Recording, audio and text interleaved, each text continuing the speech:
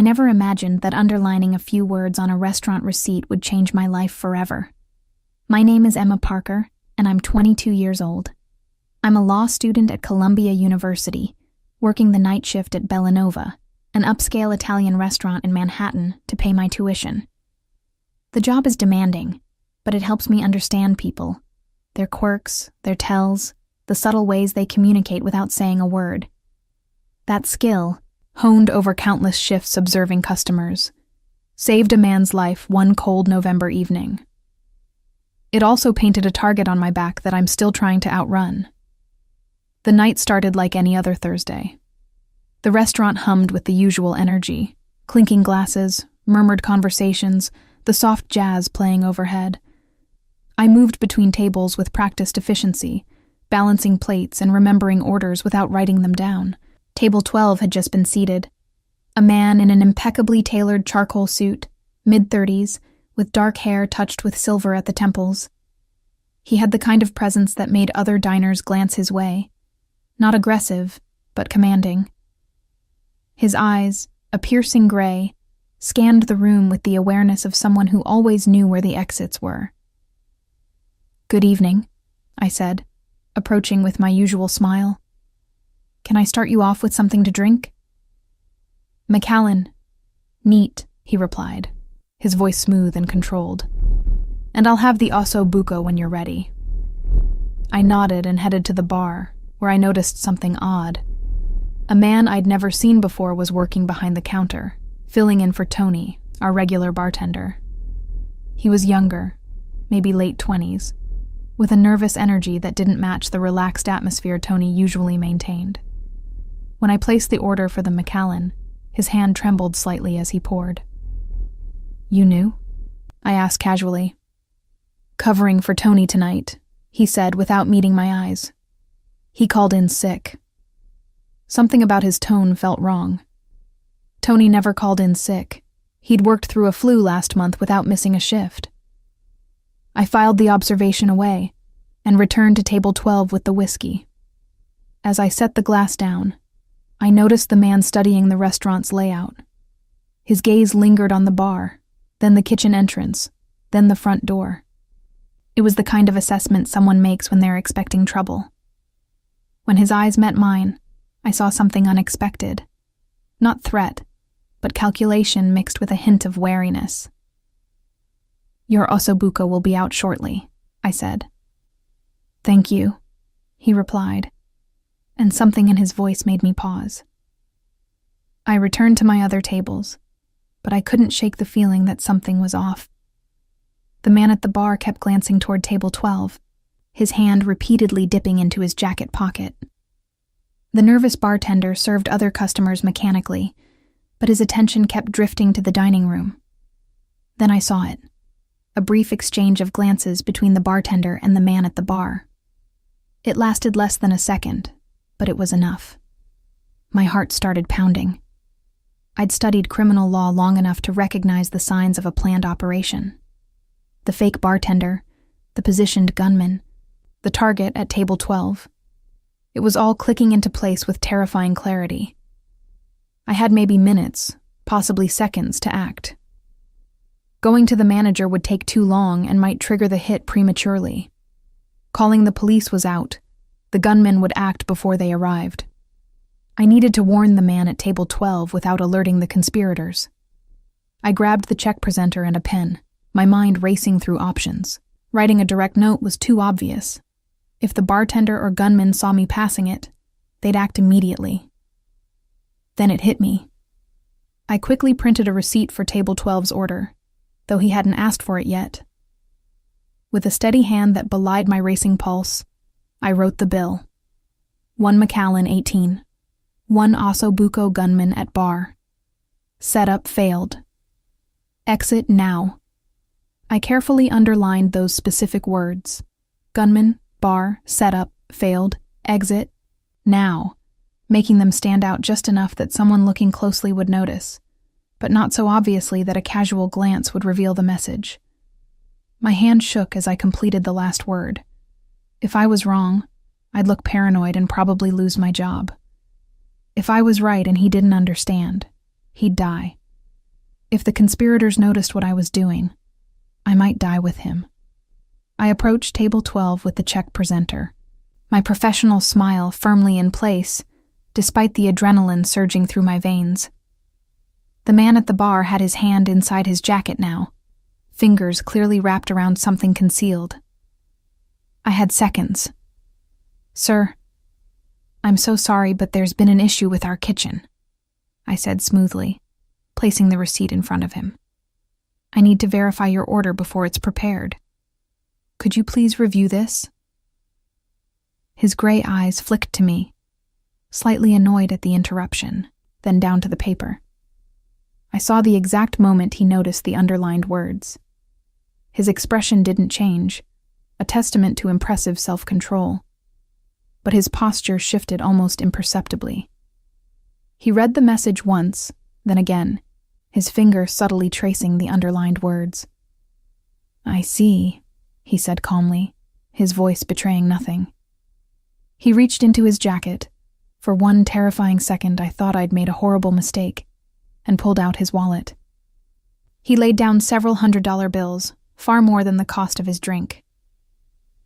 "Actually, I just remembered an urgent appointment.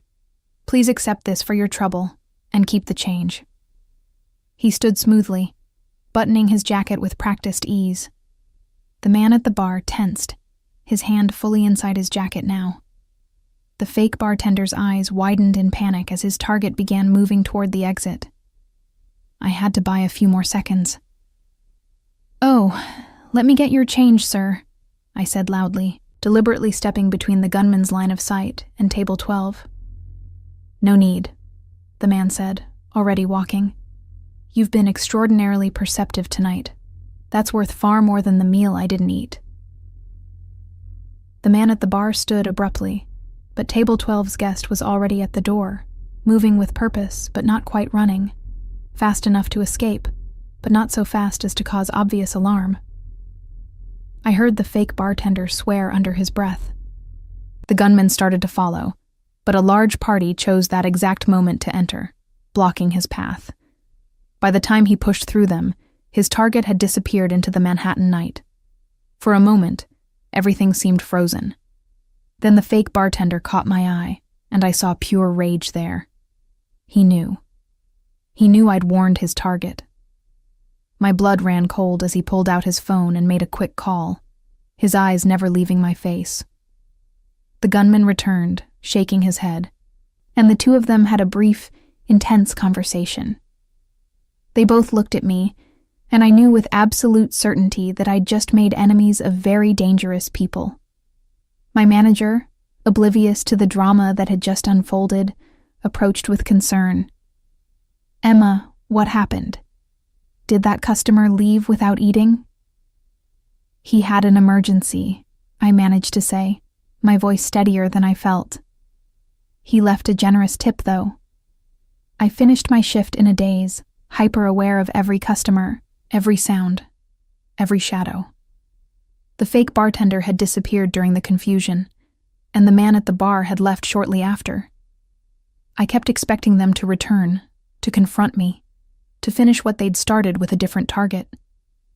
When my shift finally ended at 11 p.m., I practically ran to the subway, looking over my shoulder every few steps. I didn't sleep that night. I lay in my cramped studio apartment in Brooklyn, staring at the ceiling, replaying the evening's events over and over. Who was the man I'd saved? Why did someone want him dead? And most importantly, what would happen to me now that I'd interfered? I'd studied criminal law long enough to know that organized crime didn't forgive witnesses, especially not ones who actively disrupted their operations. I'd saved one man's life, but possibly forfeited my own in the process. The next morning, exhausted and jumpy from lack of sleep, I attended my criminal procedure class. Professor Hendricks was discussing witness protection programs, and the irony wasn't lost on me. I barely absorbed the lecture, my mind still circling around the previous night's events. When class ended, I headed to the library to study for my upcoming contracts exam, desperate for any distraction from my spiraling thoughts. That's when I noticed him. A man in a dark jacket, positioned near the library entrance watching me.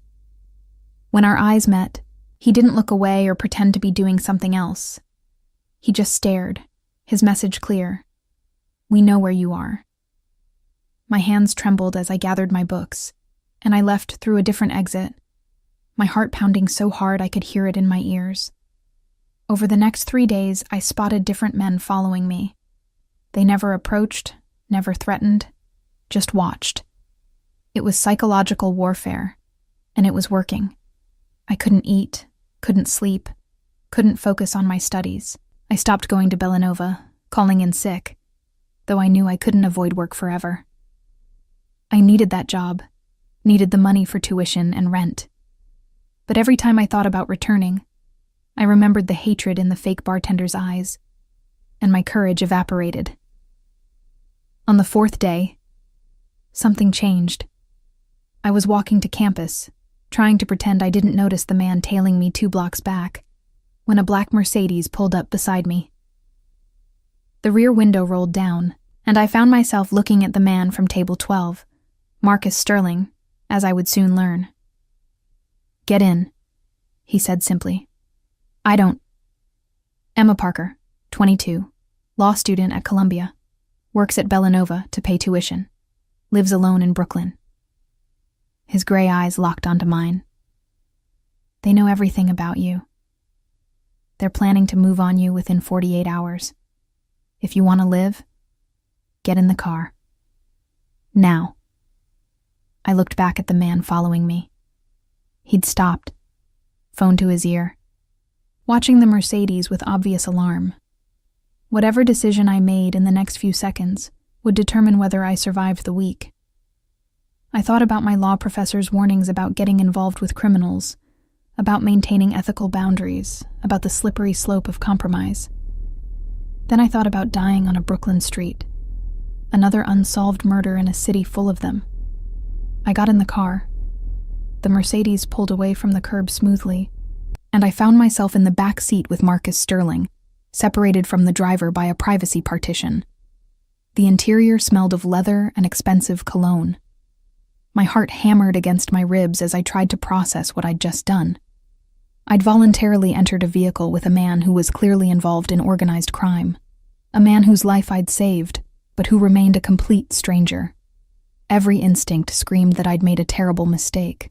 Yet sitting on that sidewalk waiting to be killed seemed like a worse option. "You're scared," Marcus observed, his tone matter-of-fact rather than mocking.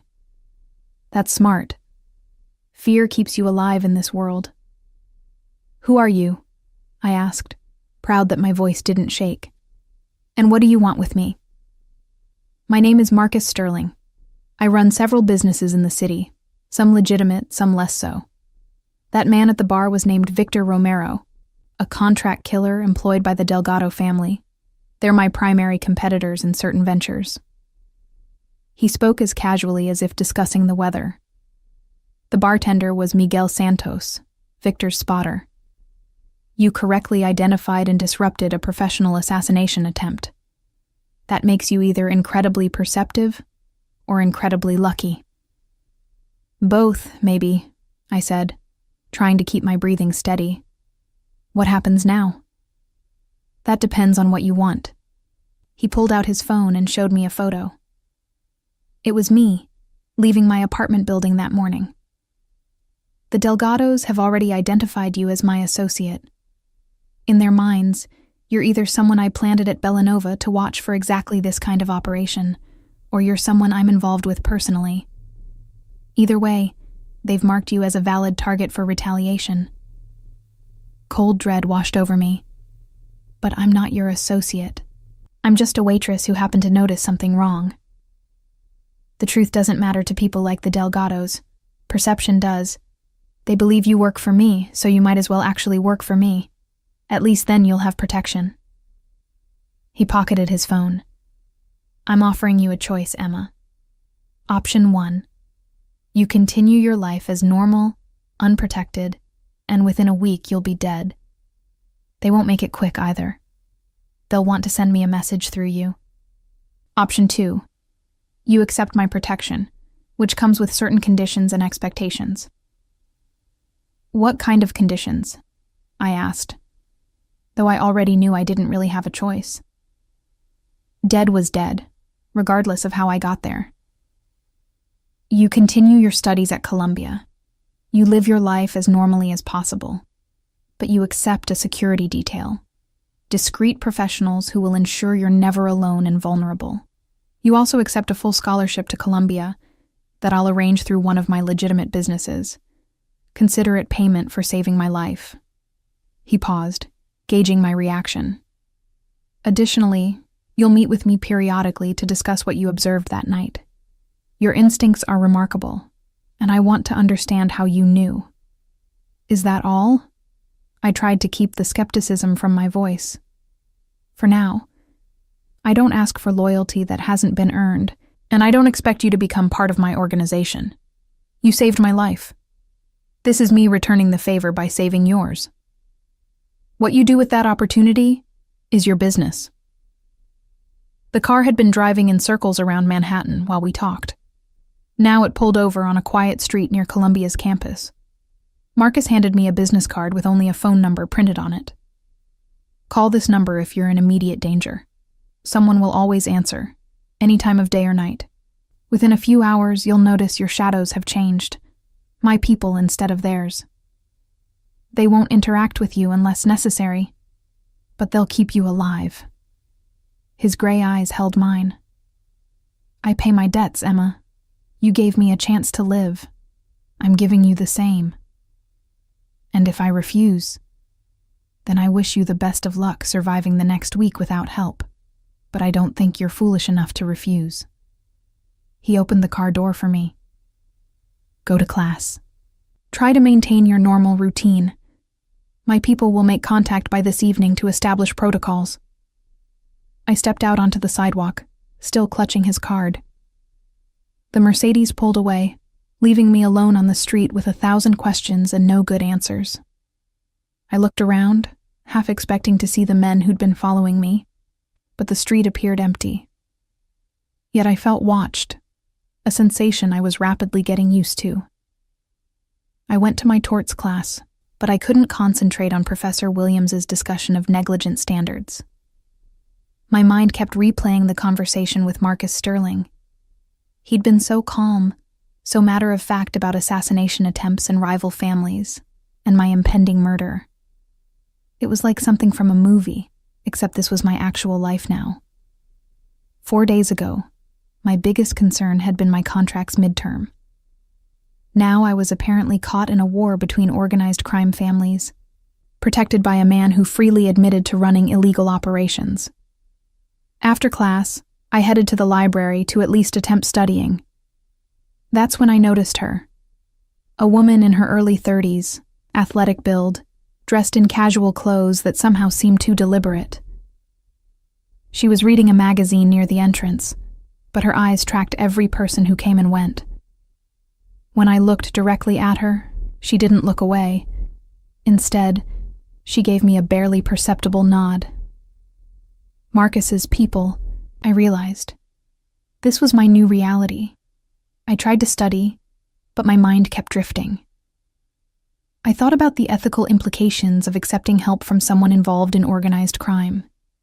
As a law student, I was acutely aware that I was potentially becoming an accessory to various crimes just by accepting his protection. Yet what choice did I have? Report everything to the police and hope they could protect me? The NYPD was notoriously overwhelmed, and witness protection required me to give up everything. My education, my identity, my entire life. Marcus's offer at least let me continue being Emma Parker, law student, even if that Emma now came with a security detail and mob connections. That evening, I returned to my apartment building in Brooklyn. As I approached the entrance, a man I'd never seen before stepped forward. He was in his 40s, solidly built, with the bearing of former military. Ms. Parker, my name is David Chen. I'm the head of your security detail. Mr. Sterling asked me to introduce myself and explain the arrangements. His voice was professional, almost businesslike. You'll have two-person coverage at all times, one close, one at distance. We'll maintain visual contact but won't interfere with your daily activities unless you're threatened." "How long does this last?" I asked. "Until Mr. Sterling determines the threat has been neutralized, or until you request we stop, though I'd strongly advise against the latter until the Delgados have moved on to other concerns." He handed me a phone, a simple smartphone with only a few apps. "This is a secure line. Our numbers are programmed in. The device is encrypted and tracked. If you're taken, we'll find you." The casualness with which he said, "if you're taken," made my blood run cold. This wasn't hypothetical danger. These people fully expected kidnapping attempts. "What if I just go to the police?" I asked, testing him. "That's your right," he said evenly. "But I'd point out that you've already accepted Mr. Sterling's help by getting in his car this morning. The Delgados know this. They have people watching you, just like we do. Going to the police now won't protect you. It'll just eliminate one of your defense options while confirming to the Delgados that you're not actually Sterling's asset. That makes you a loose end they'll want to tie up." He was right, and I hated that he was right. What if the police come to me? Tell the truth about what you saw at the restaurant. Don't volunteer information about Mr. Sterling or today's conversation. If they press, say you're scared and you don't know anything else. It's not a lie. You are scared, and you genuinely don't know the details of Mr. Sterling's operations. He checked his watch. "I'll leave you to your evening. Remember, we're always nearby. Don't let our presence make you careless, but don't let the threat make you paralyzed either. Live your life." He walked away, and I entered my building, climbed the 3 flights to my studio apartment, and locked the door behind me. Only then did I allow myself to fall apart. I sat on my secondhand couch and cried. From fear, from stress, from the surreal impossibility of my situation. A week ago, I was just a law student and waitress. Now I was protected by the mob because I'd saved a crime boss from assassination. How had my life derailed so completely in such a short time? The next morning, I woke to find an email from Columbia's financial aid office. I'd been awarded a full scholarship from the Sterling Foundation, covering tuition, fees, and a generous living stipend. The email praised my academic achievements and potential. I stared at the message, torn between gratitude and guilt. This was money from illegal activities, laundered through a legitimate foundation, buying my silence and cooperation. Yet it also meant I could quit Bellanova, could focus entirely on my studies, could stop worrying about making rent while juggling classes and work. Was I selling my soul, or was I accepting payment for a service rendered? I decided to attend class and think about it later. In criminal law, we were discussing RICO statutes, laws designed to prosecute organized crime. Professor Martinez explained how the Racketeer Influenced and Corrupt Organizations Act allowed prosecutors to charge entire criminal enterprises rather than just individual crimes. The irony of studying laws meant to destroy organizations like Marcus Sterling's, while being protected by that very organization, wasn't lost on me. "The key to RICO," Professor Martinez said, "is proving a pattern of racketeering activity. Prosecutors need to demonstrate that the defendant participated in at least 2 predicate acts as part of an ongoing criminal enterprise." A student raised her hand. "But what about people who benefit from the organization without directly participating, like family members or associates who know about the crimes but don't commit them?" Good question. The law distinguishes between active participants and innocent beneficiaries. If you knowingly accept benefits derived from racketeering activity and provide something in return, services, information, protection, you can potentially be charged as part of the conspiracy. Professor Martinez looked around the room. "This is why witness testimony is so crucial in organized crime cases. Insiders who flip can provide the evidence needed to prove enterprise structure and activity patterns." My stomach dropped. I was exactly the kind of person Professor Martinez was describing. Someone knowingly accepting benefits from a criminal organization. If the FBI ever investigated Marcus Sterling seriously, I could be charged as part of his conspiracy.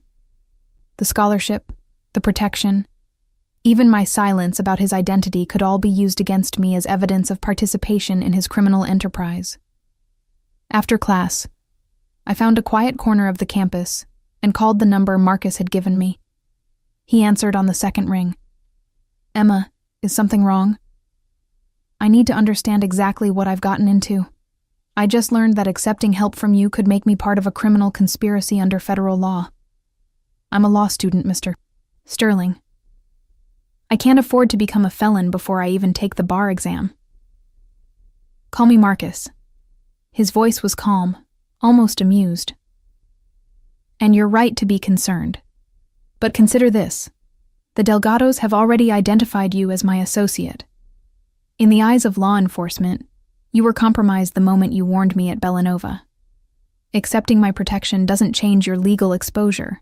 It only changes your survival odds." "That's not exactly reassuring," I said. "Truth rarely is. Meet me for coffee in an hour. There's a place called Artemis near campus on Amsterdam. Come alone. Your security will maintain distance. We need to have a more detailed conversation about your situation." He hung up before I could protest. I stared at the phone, weighing my options. Every instinct said to cut ties now, while I still could. But David Chen's words echoed in my mind. Going to the police would just confirm to the Delgados that I wasn't really Sterling's asset, making me a loose end to eliminate. I was trapped in a situation with no good exits, only choices between bad and worse. An hour later, I walked into Artemis, a small coffee shop frequented by Columbia students. Marcus sat in a back corner booth, positioned to watch both the entrance and the rear exit. He'd dressed down, jeans, a sweater, less conspicuous than his usual tailored suits. If I didn't know better, I'd think he was a professor or grad student. "Thank you for coming," he said, as I slid into the booth across from him. "I understand you're concerned about legal exposure. Let me be frank with you about your situation." Over the next hour, Marcus laid out the reality of my circumstances with brutal honesty. The Delgados, led by Rafael Delgado, a 48-year-old veteran of organized crime, viewed me as Sterling's collaborator. They'd already put a contract on me, not to be executed immediately, but held in reserve for the right moment to maximize impact. His protection wasn't just about keeping me alive. It was about preventing the Delgados from using me as leverage against him. "So I'm bait," I said flatly. "You're a complication they want to resolve, and I want to prevent," he corrected. "The difference matters. If you were just bait, I'd have people watching you but not protecting you, letting them grab you to draw out their operation. Instead, I'm actively preventing them from taking you, which costs me resources and attention. Why? You don't know me. Why invest so much in protecting a random waitress?" Marcus was quiet for a moment, studying me with those penetrating gray eyes. "Because you risked your life to save mine without knowing who I was or what I could offer in return. That kind of instinct, that willingness to do the right thing despite the cost, it's rare, especially in my world." He paused. "Also, I admire intelligence. You saw a threat pattern that professional security teams might have missed. That's valuable. Valuable enough to protect me indefinitely? That doesn't make sense." "Then let me make it make sense." He leaned forward slightly. "The Delgados and I have been at war for 3 years. It's been expensive, bloody, and ultimately pointless. We're too evenly matched for either side to win decisively. We need an exit ramp, a way to de-escalate without losing face. You could be that exit ramp." "I don't understand." "Rafael Delgado is old school. He values honor, tradition, codes of conduct. The fact that I'm protecting someone who saved my life, especially a civilian not involved in our business, that resonates with his worldview. If I can leverage your situation into a negotiation, I might be able to end this war without more bloodshed. But that only works if you're alive, and clearly under my protection." I absorbed this information, trying to reconcile it with everything I knew about criminal psychology from my classes. You're using me as a peace offering. I'm using you as a symbol of shared values. There's a difference.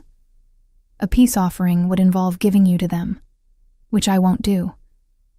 A symbol means demonstrating that even in our world, some lines shouldn't be crossed, like killing innocent civilians who act with honor. He took a sip of his coffee.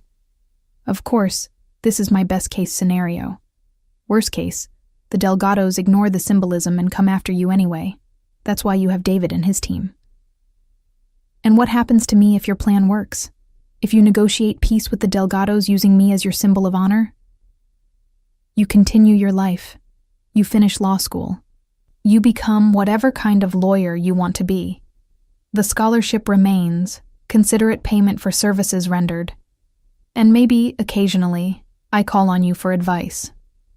What kind of advice? I asked suspiciously. Legal advice. You're studying the law. I frequently need to navigate it. Having someone who understands both worlds, someone who's smart enough to spot an assassination plot in real time, that's valuable consulting work.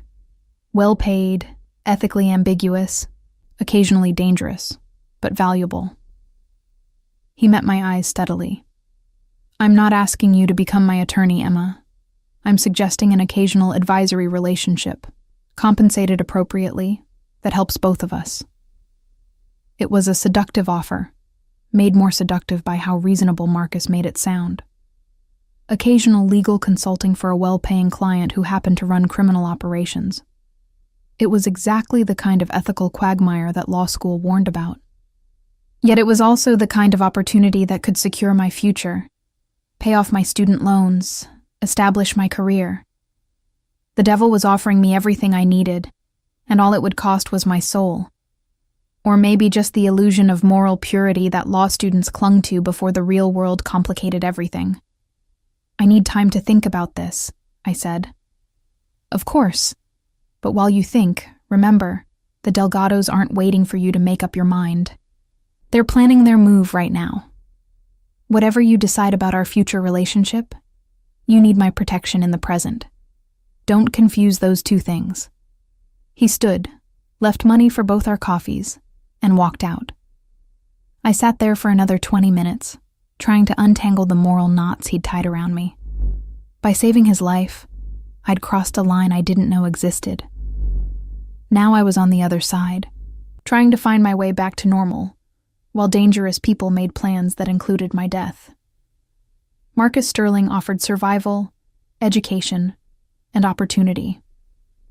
All it cost was becoming complicit in his world.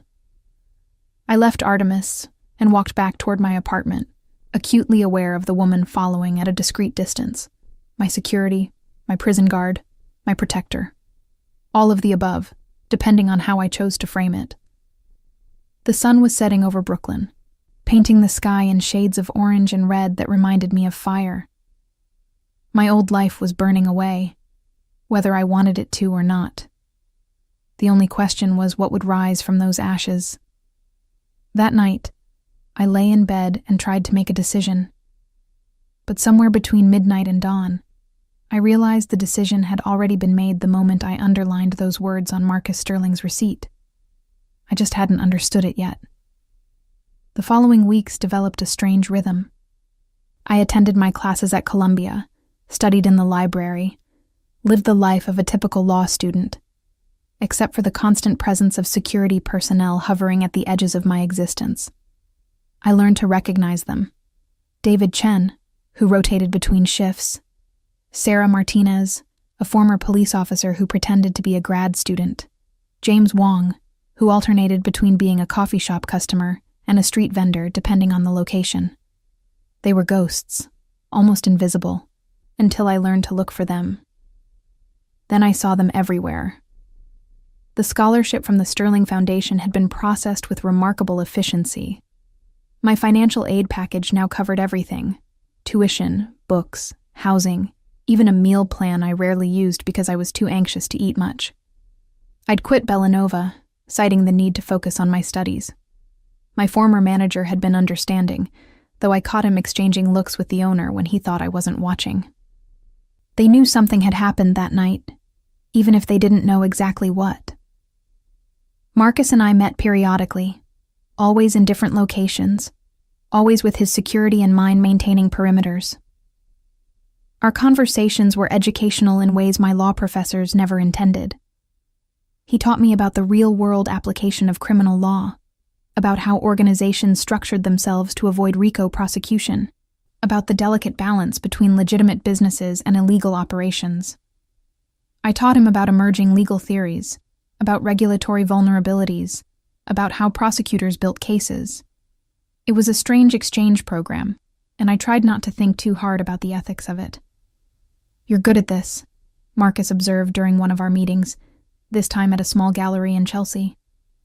We were pretending to admire abstract paintings while discussing money laundering statutes. "You think like a prosecutor, but understand the defense perspective. That's rare." "I'm still trying to decide what kind of lawyer I want to be," I admitted. "These conversations aren't making that decision easier." "Why not? You're seeing both sides of the system, the theory they teach in classrooms and the reality in the streets.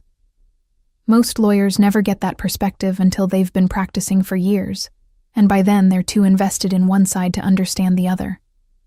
"That's exactly the problem," I said, moving to examine a sculpture that gave us a view of the exits.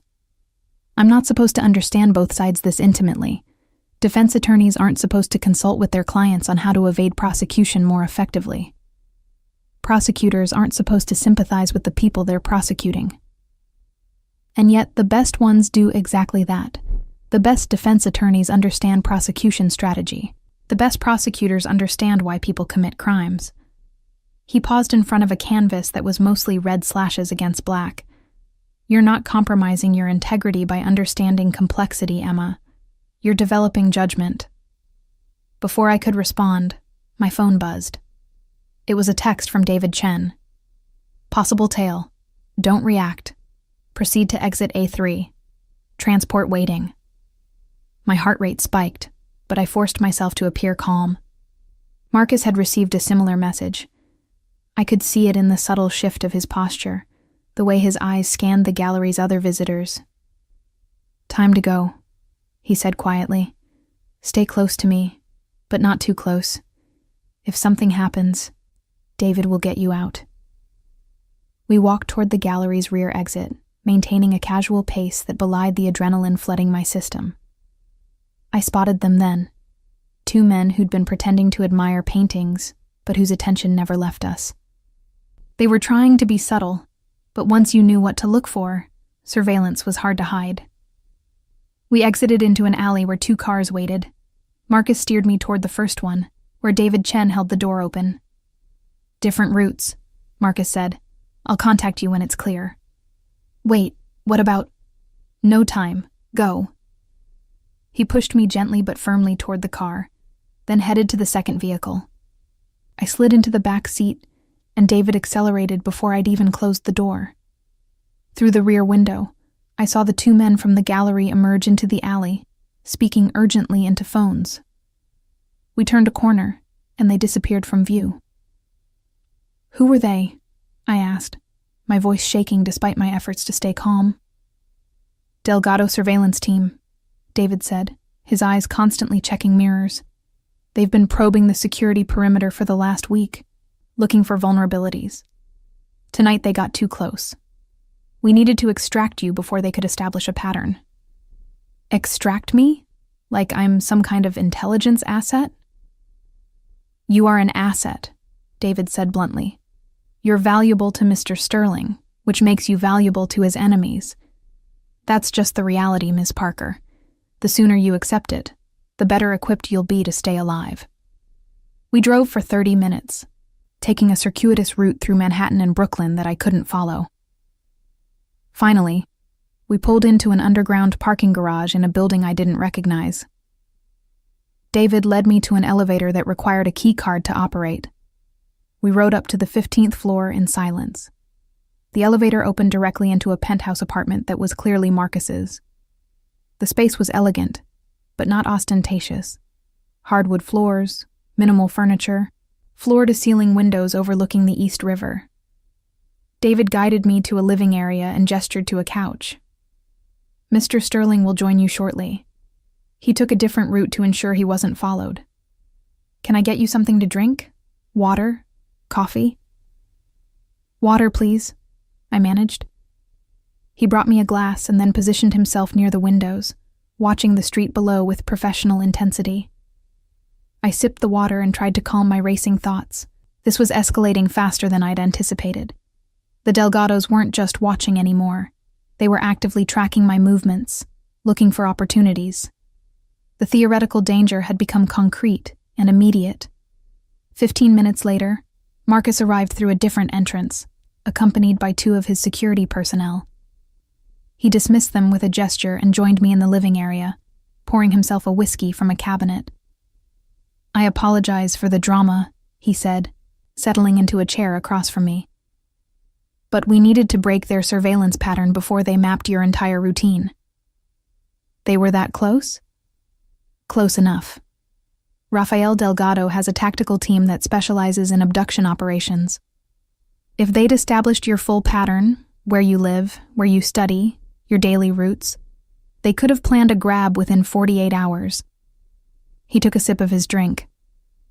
"Fortunately, David's team spotted them early enough to disrupt their reconnaissance." "How long can this go on?" I asked, hearing the exhaustion in my own voice.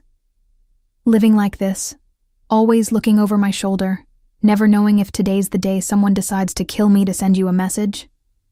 Until we negotiate a solution or eliminate the threat." He set down his glass. "I told you before that I hope to use your situation as a basis for negotiation. I've made overtures to Rafael through intermediaries, proposing a meeting to discuss terms for de-escalation. So far, he's refused." "Because he thinks killing me will hurt you more than negotiation?" "Partly. Also because accepting my protection of you would require him to acknowledge that some targets are off limits, which sets a precedent he's reluctant to establish. Once you start making rules about who can and can't be targeted, you create constraints on your operational flexibility." Marcus leaned forward slightly. "But there's another factor. Rafael has a daughter, Isabella, who's 24. She's not involved in his business. She's an artist, lives in Soho, deliberately separated from his world. If Rafael acknowledges that civilians under protection are off limits, he implicitly extends that protection to her, which means I could use her as leverage if our war escalates further. So he'd rather kill me than establish a precedent that might protect his own daughter. That's insane. It's strategy, cold, ruthless, but rational within the framework of our world." He paused. "However, there might be another approach. What do you know about federal witness protection?" I blinked at the sudden shift in topic. "It's a program run by the U.S. Marshals Service. They relocate witnesses to serious crimes, give them new identities, help them rebuild their lives in exchange for testimony. Would you consider it? If I could arrange for the FBI to approach you with an offer, immunity in exchange for testimony about what you witnessed at Bellanova, you'd be taken out of play. The Delgados couldn't touch you without bringing federal heat they can't afford. But I'd have to testify against you," I said slowly, understanding dawning. "I'd have to tell them everything I know about your operations, which is almost nothing. You know I exist. You know I have security personnel. You know I conduct business, all of which is public record or easily assumed. You don't know the details of my operations, my associates, my financial structures. Your testimony would be dramatic, but ultimately not very damaging to me. Yet it would give the FBI a connection to my organization that satisfies their institutional needs without actually compromising my security." I stared at him, trying to process the implications. "You're suggesting I become a federal witness against you, knowing that my testimony won't actually hurt you, just to get me into protective custody?" "I'm suggesting that witness protection might be your best exit from this situation. You'd have to give up being Emma Parker, new name, new location, new life. But you'd be alive and free from the Delgados. You could finish law school somewhere else, start fresh. Except I'd be living a lie for the rest of my life. I couldn't contact my friends, couldn't use my real name, couldn't build a career under my own identity. I shook my head. That's not freedom, Marcus. That's a different kind of prison. Then we find another solution. He stood and walked to the windows, looking out at the city lights. There's a third option we haven't discussed. We could bring the war to the Delgados, force a confrontation that resolves the situation permanently. You mean, kill Rafael Delgado? I mean, create conditions where he has no choice but to negotiate on my terms. That might involve eliminating his operational capacity, targeting his revenue streams, applying pressure through law enforcement channels I have access to. He turned back to me. But I won't lie to you. It would be violent, expensive, and risky. There would be casualties. Some of them might be innocent people who happened to be in the wrong place at the wrong time. I can't be responsible for that, I said immediately. I won't have other people's blood on my hands just to save myself. Then we're back to option 1, maintaining your security indefinitely while I continue diplomatic overtures to Rafael, hoping he eventually agrees to negotiate. Marcus returned to his chair. That's sustainable for now, but it's not a long-term solution. Eventually, someone will make a mistake, or Rafael will find a vulnerability, or you'll make a decision that exposes you to risk we can't mitigate. We sat in silence for several minutes, each contemplating an impossible situation. Outside, the city continued its endless motion. Millions of people living normal lives, unaware of the shadow world that existed parallel to their own. I'd thought I understood criminal law, had thought I understood the justice system. But the classroom version was so sanitized compared to this reality. Here, in Marcus Sterling's penthouse, discussing my survival options like we were choosing insurance plans, I understood for the first time how inadequate my education had been. There might be a fourth option, I said slowly, an idea forming. What if we make me more valuable alive than dead? What if I become a documented neutral party, someone both sides have an interest in protecting? Marcus raised an eyebrow. Explain. I'm studying mediation and alternative dispute resolution this semester. One of the key principles is establishing neutral arbitrators, people who have no stake in the conflict, but who both parties trust to be fair. What if I position myself as a potential mediator between you and the Delgados? Not now, but in the future. Someone who understands both sides, who's demonstrated good judgment, who has a vested interest in de-escalation because I'm caught in the middle. That's ambitious, Marcus said, though I could see he was considering it seriously. It would require Rafael to acknowledge you as legitimate, which means accepting that you're not simply my asset. It would also require you to genuinely be neutral, which becomes difficult when I'm the one protecting you. But I am neutral, I insisted. I don't want either of you to win. I want both of you to stop fighting. That's genuine neutrality, and if Rafael believes that I could serve as a bridge to negotiation in the future, he has an incentive to keep me alive and functioning in that role. It's an interesting approach, Marcus admitted. It would require careful positioning, probably some public demonstration of your neutrality. And it would only work if Rafael believes you have something valuable to offer as a mediator. I do. I understand law, negotiation, conflict resolution. I'm outside your world, which means I don't have the same biases and assumptions that someone inside would have. And I'm young enough that I could serve in this capacity for years, which means I'm a long-term asset worth preserving. Marcus studied me for a long moment. You're remarkable. You know that? Most people in your situation would be paralyzed with fear or demanding I solve everything for them. Instead, you're strategizing your own survival and proposing creative solutions. I'm a law student, I said with a shaky smile. We're trained to think our way out of problems, even when the problems involve people who kill for a living.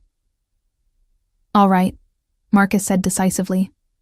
We'll explore your mediator approach. But it needs to be done carefully, through proper channels, with documentation that establishes your independent status. That means you'll need an attorney, not one of mine, someone genuinely independent who can represent your interests and establish your bona fides. I know someone, I said, thinking of Professor Hendricks, who taught my criminal procedure class. She'd been a public defender for 20 years before joining Columbia's faculty. She's someone both sides would respect, and she's familiar with alternative dispute resolution in high-stakes cases. Good. Approach her, but be careful about what you disclose. You need to give her enough information to understand the situation without compromising my operational security. He checked his watch. It's late. David will take you back to your apartment.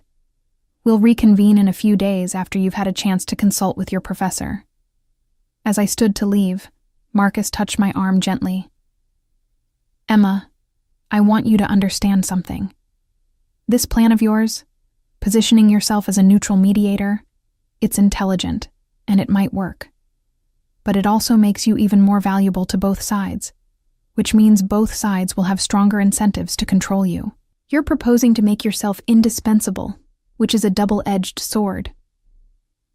I know, I said quietly. But being disposable hasn't been working out very well for my life expectancy. At least if I'm valuable, people have reasons to keep me alive beyond your sense of honor. Fair point. He walked me to the elevator where David waited. Be safe, Emma. And remember, if anything feels wrong, call immediately.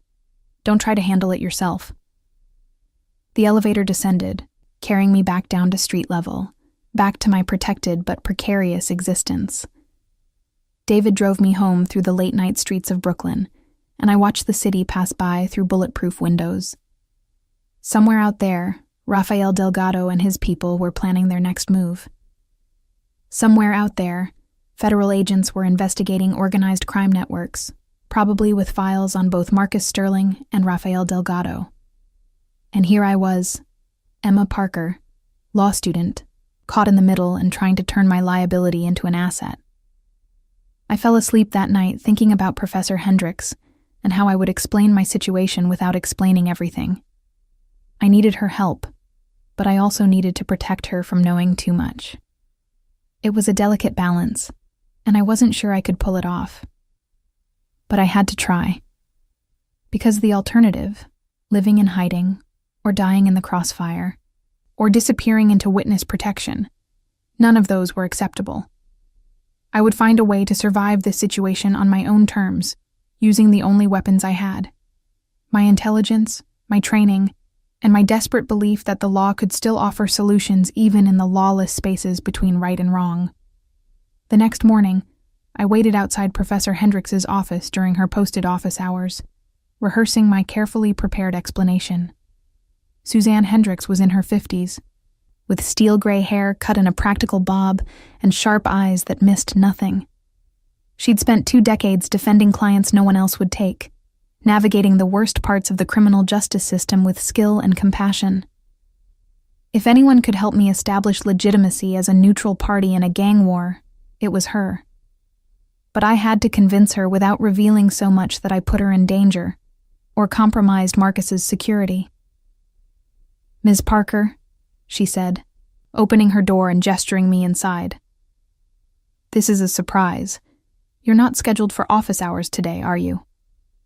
No, Professor. I'm sorry for the intrusion, but I need some legal advice. Personal legal advice, not related to class.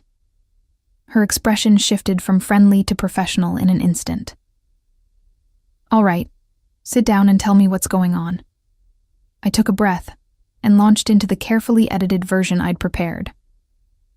A few weeks ago, I witnessed a potential crime while working at a restaurant. I intervened in a way that prevented someone from being harmed. Since then, I've been approached by people connected to both the potential victim and the people who might have been planning the crime. I'm caught between 2 hostile groups, and I need to establish myself as a neutral party with legitimate status.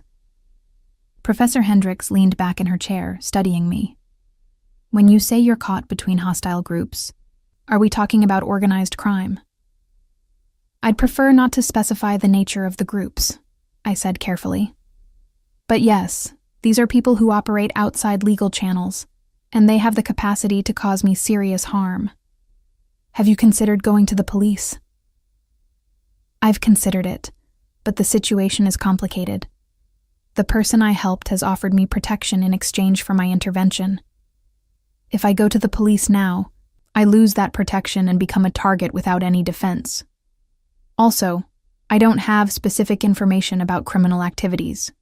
I witnessed a potential threat, not an actual crime. And you want to position yourself as a mediator between these groups? She tapped her fingers on her desk, thinking, that's an unusual approach. Most people in your situation would be trying to get as far away as possible. I can't get far enough away fast enough, I said honestly. They know who I am, where I live, where I go to school. Running isn't an option. Witness protection would require giving up my identity and education. So I need to make myself valuable enough that both sides have reasons to keep me alive and independent. Professor Hendricks was quiet for a long moment. Emma, what you're describing is extremely dangerous. Mediators in gang conflicts have to be carefully established with the approval of all parties. You can't just declare yourself neutral and expect people who make their living through violence to respect that status. I know. That's why I need your help. I need someone with credentials and reputation to vouch for me, to help establish my legitimacy as a potential neutral party, someone both sides would respect. You're asking me to involve myself in an active gang conflict? I'm asking you to help me establish a legal framework for mediation in a dispute resolution context. You've done alternative dispute resolution work before. This would be similar, just with higher stakes. I met her eyes steadily. Professor, I'm not asking you to put yourself at risk. I'm asking for advice, and possibly a letter of introduction that establishes my bona fides as someone trained in mediation and conflict resolution. The actual interaction with the parties would be my responsibility. She stood and walked to her window, looking out at the Columbia campus. If I help you with this, I need full honesty from you. I need to know exactly what you witnessed, who you're dealing with, and what the actual risks are. I can't provide ethical representation without complete information. If I give you complete information, I make you a potential target, I said. These people don't hesitate to eliminate threats, and knowledge makes you a threat. I'm trying to protect you by keeping you at arm's length. That's not your decision to make. I'm an attorney with 20 years of experience dealing with dangerous people. I know the risks and I can take appropriate precautions, but I won't help you without understanding the full situation. She turned back to face me. So, you have a choice, Emma. Either you trust me with the complete story, or you find another approach to your problem. I weighed the options quickly. Professor Hendricks was right. I couldn't expect her to help me without full disclosure. And if she was willing to take on the risk, who was I to make that decision for her? All right, I said. The person I helped is Marcus Sterling. I don't know all his operations, but I know he runs significant criminal enterprises in Manhattan. The people who want me dead are the Delgado family, led by Rafael Delgado. They believe I'm Sterling's asset because I warned him about an assassination attempt in the restaurant where I worked. Professor Hendricks' eyebrows rose. Marcus Sterling. The Marcus Sterling. The one the FBI has been investigating for organized crime for the past 5 years? Yes. And you intervened in an assassination attempt against him? I spotted the setup and warned him. I didn't know who he was at the time. I just saw something wrong and acted on instinct. She sat back down, processing this information. Emma, do you understand the level of danger you're in? These aren't street gangs fighting over corners. Sterling and Delgado are sophisticated criminal organizations with resources, political connections, and no qualms about eliminating threats. I understand. That's why I need help establishing neutral status. It's the only path I can see that doesn't end with me dead or in hiding for the rest of my life. Professor Hendricks picked up her phone and made a call. Tom, it's Suzanne Hendricks. I need a consultation on a high-stakes dispute resolution matter. Can you come by my office? Yes, today. It's urgent. She hung up and looked at me. Tom Hayes is a retired FBI agent who now works as a security consultant. He specializes in mediating gang conflicts and establishing neutral parties in criminal disputes. If anyone can help you navigate this situation, it's him. An FBI agent? My stomach dropped. Professor, I can't talk to federal law enforcement. That violates the protection arrangement I have with Sterling. Tom is retired. He doesn't report to the Bureau anymore, and his consulting work is protected by attorney-client privilege through me. He's not going to arrest anyone or initiate an investigation. He's going to help us figure out if your mediation approach is viable, and if so, how to implement it. She leaned forward. Emma, you need professional help with this. I can provide the legal framework, but Tom has the practical experience with the specific players involved. Sterling and Delgado both know him and respect him. He's one of the few people who could actually make your neutral status credible. I didn't like it, but she was right. I'd need more than legal theory to navigate this situation. I'd need someone who understood the practical realities of criminal mediation. All right, but Sterling needs to know I'm consulting with a former FBI agent. I don't want him thinking I've betrayed his trust. Fair enough. Call him now, before Tom arrives. Put it on speaker so I can confirm the conversation happened. I pulled out the secure phone Marcus had given me and called his number. He answered immediately. Emma, what's wrong? Nothing's wrong. I'm in Professor Hendrick's office at Columbia. I've explained my situation to her, and she wants to bring in a consultant, Tom Hayes, a retired FBI agent who now does dispute resolution work. I need your permission before I proceed with this consultation. There was a pause. Tom Hayes, 42 years old, spent 15 years investigating organized crime before retiring last year. Smart, ethical, connected. He's reached out to me before about potential mediation opportunities, but I wasn't interested at the time. Another pause. Tell Suzanne I appreciate her caution in calling first. I'm willing to authorize this consultation, but I want a meeting with Hayes before Emma implements any mediation strategy. I need to assess him directly. I'll convey that, Professor Hendrick said, speaking toward the phone. And Marcus, I'm doing this pro bono as Emma's attorney, which means attorney-client privilege applies to all our communications. Nothing said in this consultation will be shared with active law enforcement without Emma's explicit consent. Understood. Emma, be careful. And Suzanne, thank you for helping her. She deserves better than being caught in our war. He hung up, and I pocketed the phone. He's agreed, but he wants to meet Hayes before anything moves forward. That's reasonable. In fact, I'd insist on it. Any mediation strategy requires buy-in from all parties. She checked her watch. Tom should be here in about 20 minutes. Use that time to write down everything you know about the current situation. When the assassination attempt happened, what contacts you've had with Sterling since then, any encounters with Delgado's people, and what security measures are currently in place. I spent the next 20 minutes documenting my bizarre month, from underlining words on a receipt to sitting in a crime boss's penthouse discussing survival strategies. Writing it out made it seem both more real and more surreal.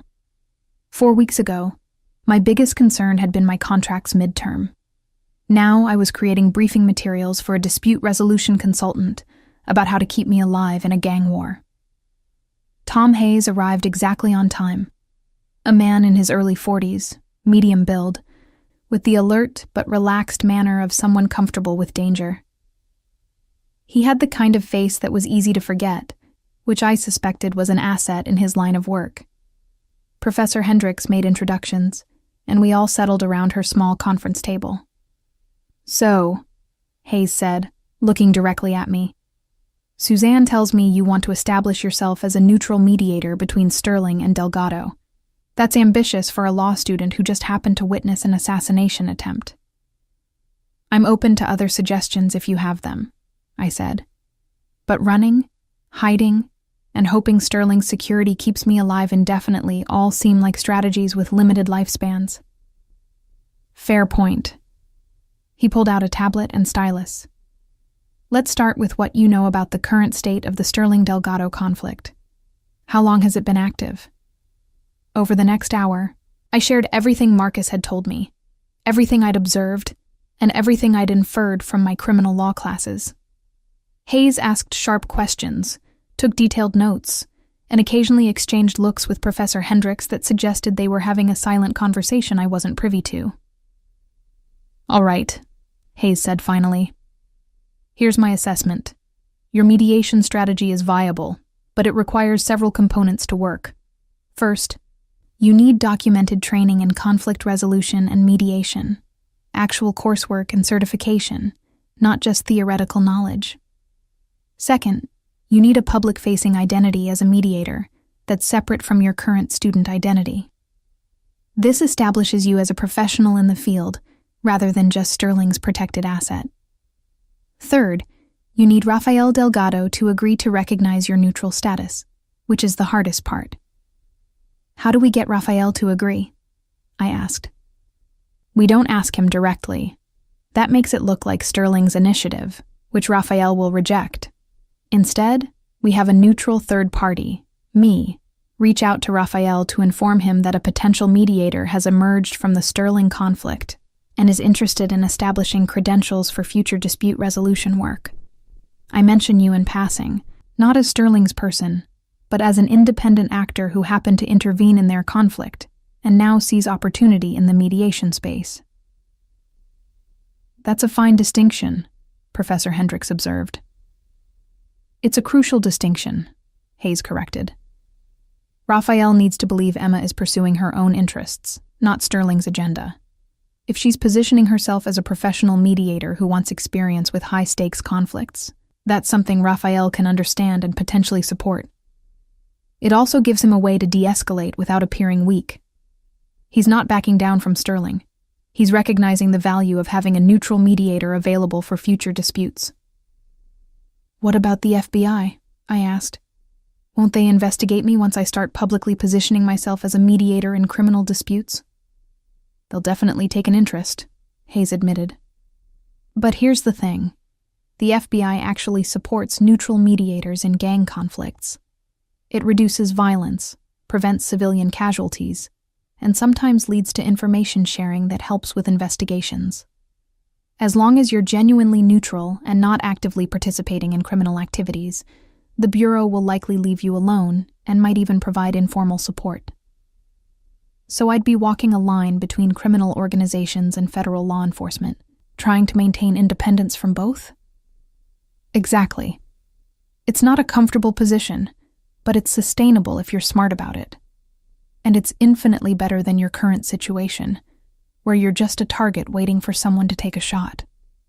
We talked for another hour, developing a concrete plan. Professor Hendricks would arrange for me to take an intensive mediation certification course over winter break. Hayes would make initial contact with Rafael Delgado's representatives to float the idea of a neutral mediator emerging from recent events.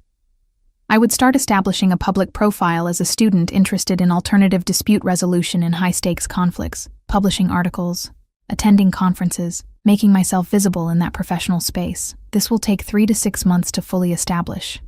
Hayes warned, during that time, you'll still need Sterling's protection, because Rafael won't recognize your neutrality until you've proven yourself credible. Can Sterling maintain your security for that long? I think so, I said. He seems committed to keeping me alive, both for honor reasons and because he thinks I'm valuable. Good, because the moment Rafael smells weakness or perceives that Sterling is withdrawing protection, he'll move against you to test your supposed neutral status. You need to be under credible protection until your mediator identity is fully established and recognized by both sides. As the meeting wrapped up, Hayes gave me his card. I'll set up a meeting with Sterling in the next few days. He'll want to assess me directly, make sure I'm not running some kind of FBI operation against him. Once he's satisfied, we'll begin the outreach to Delgado. Until then, maintain your current security protocols and start working on your public profile as a mediator. I left Professor Hendrick's office with a plan, a timeline, and a fragile sense of hope. It wasn't a perfect solution. It required months of careful positioning, multiple parties cooperating against their instincts, and me developing professional credentials while dodging assassination attempts. But it was something concrete, a path forward that didn't require me to abandon my identity or live in permanent hiding. That evening, I sat in my apartment and started researching mediation certification programs. The Columbia program offered an intensive 3-week course over winter break that would provide basic certification. I could supplement that with online courses in gang mediation, conflict resolution in criminal contexts, and alternative dispute resolution in high-stakes negotiations. By spring semester, I'd have enough credentials to begin establishing my professional identity. My phone buzzed. A text from Marcus. Hayes contacted me. Meeting tomorrow at 2 p.m. Location TBD. Bring Professor Hendricks if she's available. We need to discuss parameters before proceeding. I forwarded the message to Professor Hendricks, who confirmed her availability. Then I returned to my research, losing myself in academic articles about successful mediations in gang conflicts, case studies of neutral parties who'd managed to de-escalate violence, and theoretical frameworks for establishing credibility in criminal contexts. Around midnight, my secure phone rang. It was David Chen. Ms. Parker, we've detected increased surveillance around your building. Delgado's people are probing the perimeter again. I'm sending additional security to your floor. They'll maintain position in the hallway outside your apartment until morning. Don't be alarmed if you hear movement. Understood, I said, trying to keep my voice steady. Should I be worried? Just cautious. They're testing our response patterns, seeing how quickly we react and how many personnel we deploy. It's intelligence gathering, not an immediate threat. But stay inside tonight, and tomorrow stick to public spaces with high foot traffic. After he hung up, I lay in bed listening to the sounds of the city. Sirens in the distance, traffic on the street below, the occasional footstep in the hallway that might be my security or might be Delgado's surveillance team. I thought about the conversation in Professor Hendrick's office, about the plan to transform myself from victim to professional mediator, from target to neutral party. It was audacious, possibly naive, and definitely dangerous. But it was mine. I wasn't waiting for Marcus Sterling to save me, or for Rafael Delgado to lose interest. I was creating my own path to survival using the only tools I had. My intelligence, my legal training, and my desperate belief that even in the darkest corners of the criminal underworld, there was still room for negotiation and compromise. I just had to survive long enough to prove it. The meeting with Marcus Sterling and Tom Hayes took place in a private room at an exclusive club in Midtown, the kind of place where discretion was valued above everything, and security cameras mysteriously malfunctioned when certain members requested privacy. Professor Hendricks and I arrived first, escorted by David Chen, who positioned himself outside the door. The room was elegantly appointed with leather chairs, dark wood paneling, and abstract art that probably cost more than my entire undergraduate education. Marcus arrived 10 minutes later, accompanied by 2 security personnel who took up positions flanking the entrance. He dressed formally for the meeting, a navy suit that emphasized his commanding presence. Tom Hayes arrived last, carrying only a leather portfolio and the calm confidence of someone who'd negotiated with dangerous people for years. "Tom," Marcus said, shaking his hand. "It's been a while. I heard you retired from the Bureau. 18 months ago. I found I was more effective outside the institutional constraints." Hayes took a seat, and we all settled around the conference table. "Thank you for agreeing to this meeting. Emma's situation is delicate, and I wanted to ensure we're all working from the same understanding before proceeding. Let's start with your assessment," Marcus said. "Is her mediation strategy viable?" "Yes, with caveats. She needs proper training, established credentials, and most importantly, Rafael Delgado needs to perceive her as genuinely independent. That last part is the challenge. Raphael knows you're protecting her, which creates an assumption of loyalty. That assumption exists whether I protect her or not, Marcus observed. The moment she warned me at Bellanova, Raphael concluded she was mine. Withdrawing protection won't change his perception. It'll just make her easier to kill. Agreed. So we need to reframe the narrative. Instead of Emma being your protected asset, she becomes an emerging professional mediator who gained expertise through involuntary exposure to your conflict. She's not working for you. She's building a career in high-stakes dispute resolution, and your conflict happens to be her case study. Professor Hendricks leaned forward. That reframing requires Emma to establish independent credibility quickly. I can provide formal legal representation to document her independence. Tom can provide introductions to the conflict resolution community. But Emma needs to do the actual work. Get certified, publish papers, attend conferences. She needs to become a real mediator, not just play one. I can do that, I said. I'm already planning to take the intensive certification course over winter break. I can write papers about neutral party establishment in criminal contexts. There's very little academic literature on it, so I'd be contributing to the field while building my credentials. Marcus studied me for a long moment. You understand that this path makes you more visible, not less? Right now you're a protected secret.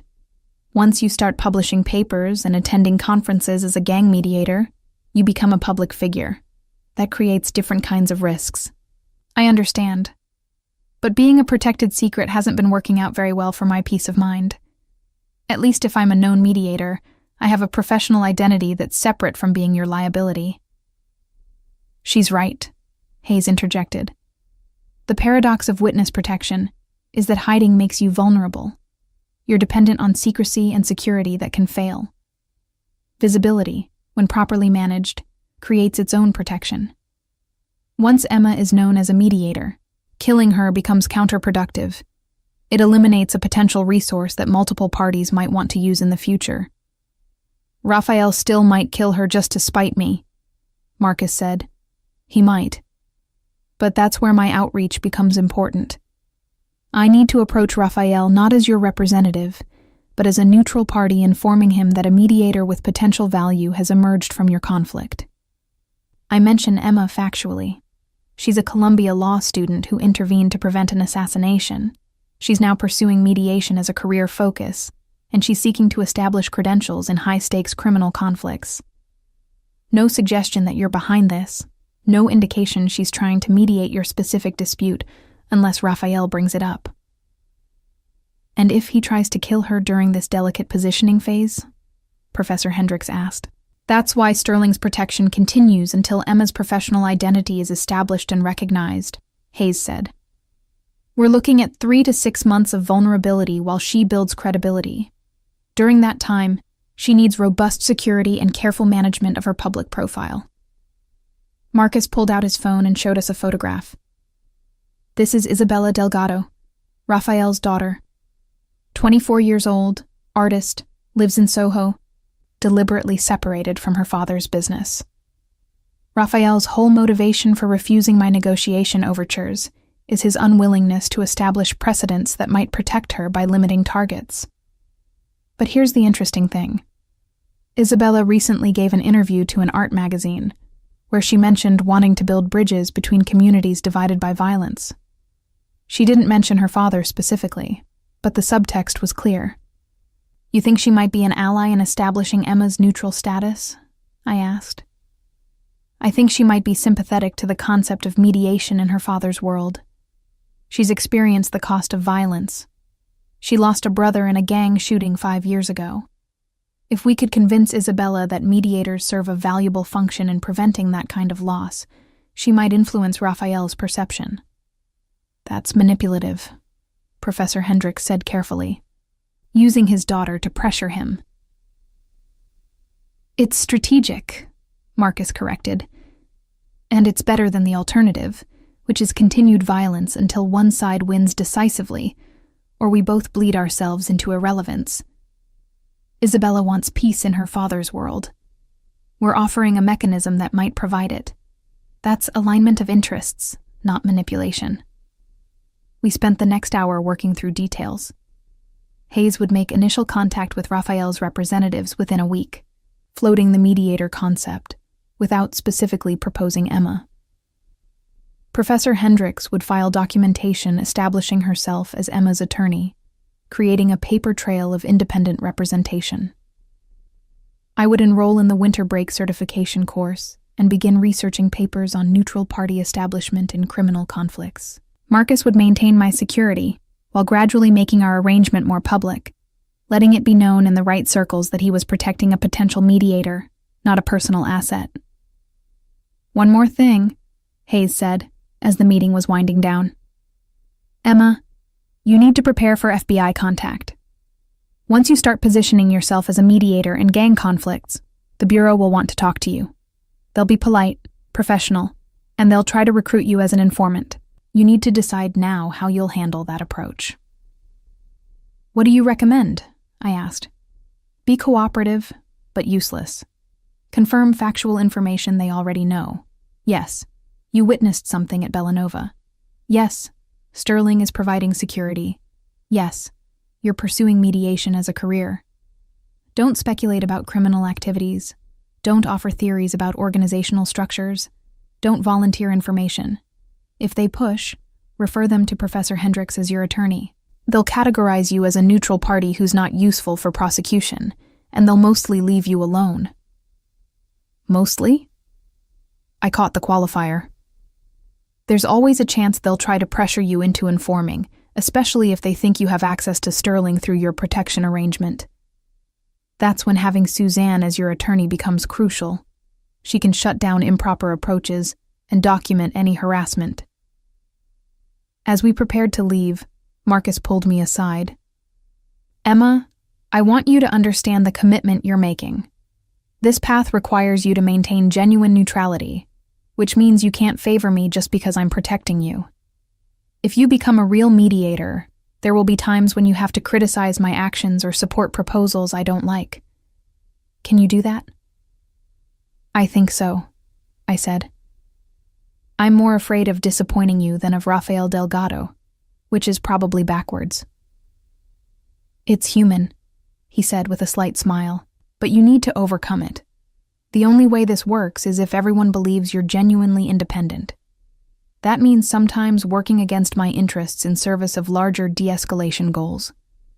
I understand. Good. David will take you back to campus. Stay visible, stay in public spaces, and start working on your credentials. We're committed to this strategy now. Let's execute it properly. Over the next 3 weeks, I threw myself into establishing my mediator identity. I enrolled in Columbia's Intensive Mediation Certification Program, a 3-week course that met 6 hours a day and covered everything from basic negotiation theory to complex multi-party disputes. The other students were a mix of lawyers, therapists, and business professionals looking to add mediation skills to their practices. None of them had any idea I was learning these techniques to survive a gang war. I also began researching and writing my first academic paper, Neutral Party Establishment in High-Stakes Criminal Conflicts, a Framework for Mediator Credibility. It was part legal analysis, part case study, part memoir, though I carefully anonymized the specific details of my situation. Professor Hendricks reviewed drafts and provided feedback, helping me strike the right balance between academic rigor and practical applicability. Tom Hayes made his initial approach to Rafael Delgado's representatives 2 weeks into this process. He called me afterward with an update.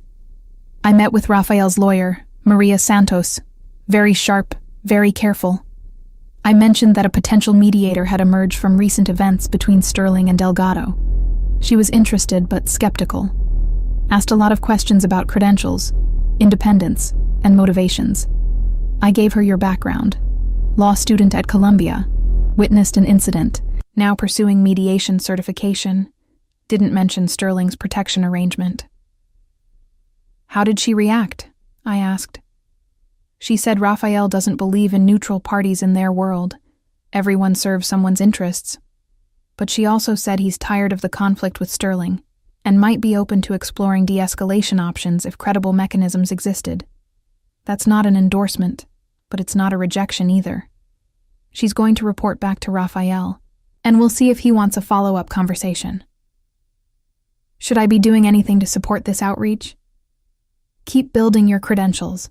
The stronger your professional identity, the more credible you become as a genuinely independent mediator. Also, I'm going to arrange for you to attend a conflict resolution conference in January.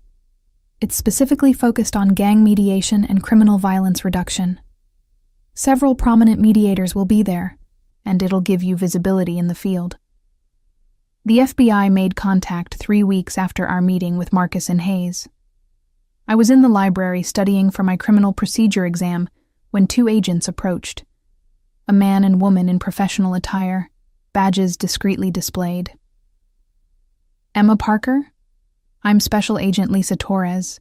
This is Special Agent James Mitchell. We're with the FBI's Organized Crime Task Force. Do you have a few minutes to talk? My heart rate spiked, but I kept my expression neutral.